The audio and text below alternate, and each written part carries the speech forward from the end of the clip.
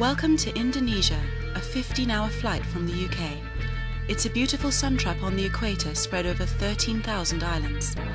Many people think the largest Muslim country lies in the Middle East, but in fact it's right here in Indonesia, where over 202 million Muslims live. The country has a proud tradition of religious tolerance, and religious freedom forms a major part of its constitution. But these tolerant principles are in great danger. CSW staff recently made a fact-finding visit to Indonesia to interview religious leaders and reassess religious freedom. The province of West Java acts as a litmus test for the rest of Indonesia. Here, CSW spoke to Pastor Obertina. She told us that she'd applied for a church permit 5 times since 1998, but each time the government had rejected her application without good reason. In Indonesia, you can't worship in a church building without government permission.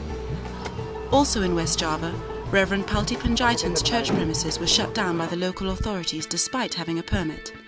After a court case that ruled in the church's favour, the authorities still haven't lifted the ban. Formerly supportive local Muslims have been turned against the church by radicals. Even though local crowds jeer at them, and animal excrement has been dumped in their way, they continue to worship right outside their church building. Reverend Palti gave us this message. Religious freedom has not been completely fulfilled because the majority feel that they have the right to ban the minority.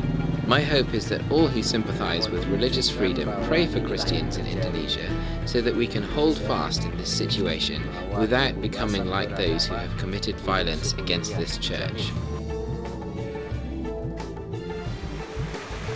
Under extremist pressure, it's not just Christians who are being sidelined. One minority Muslim group called the Ahmadiyas are rejected as heretics by some Muslims. The local mosque leader showed CSW staff the damage left after Molotov cocktails were thrown through the mosque window by extremists. Homes were also boarded up after extremists attacked.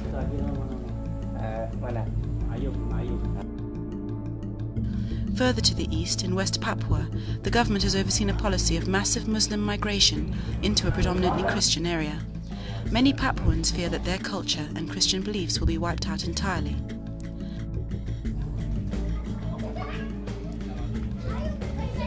Indonesia began its independence with great respect for religious freedom, but now it is in real danger. The few stories in this film represent many others who are being severely affected by an upsurge in extremist influence. CSW is here to keep watch and solidly defend religious freedom in Indonesia.